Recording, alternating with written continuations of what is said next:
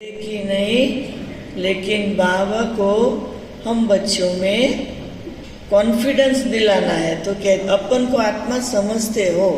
कितना सिंपल रीति से बाबा ने कहा समझते हो। हमारा बाबा शिव है, वो है सुप्रीम फादर। आत्मा जानती है कि वो हमारा सुप्रीम बाबा भी है, सुप्रीम टीचर भी है, सुप्रीम गुरु भी है। भक्ति मार्ग में भी बुलाते हैं ओ गॉड फादर।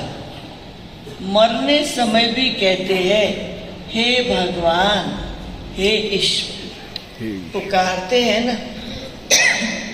परंतु इसकी बुद्धि में यथार्थ रीति बैठता नहीं। हे भगवान बोलते हैं, लेकिन भगवान कौन है वो बात क्लियर बुद्धि में बैठती।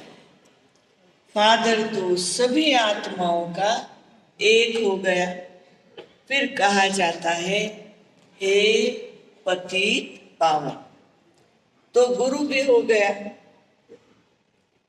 कहते हैं दुख से हमको लिबरेट कर शांति धाम में ले जाओ।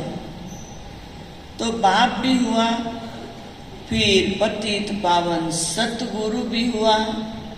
फिर सृष्टि चक्र कैसे फिरता है, मनुष्य 84 जन्म कैसे लेते हैं, वो बेहद की हिस्ट्री सुनाते हैं।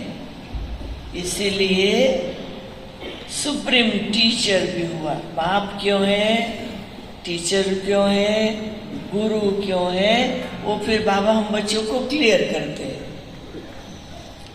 अज्ञान काल में बाप अलग, टीचर अलग, गुरु अलग होते हैं। ये बेहद का बाप, टीचर, गुरु एक ही है।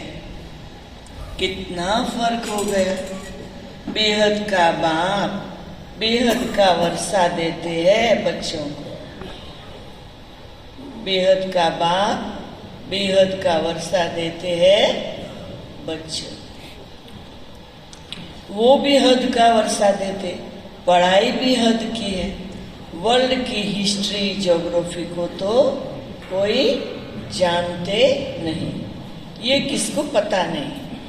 लक्ष्मी नारायण ने राज्य कैसे आया, कितना समय वो राज्य चला। फिर त्रेता के राम सीता ने कितना समय राज्य किया, कुछ नहीं जानते। अभी तुम बच्चे समझते हो बेहद का बाप आए हैं हमको पढ़ाने।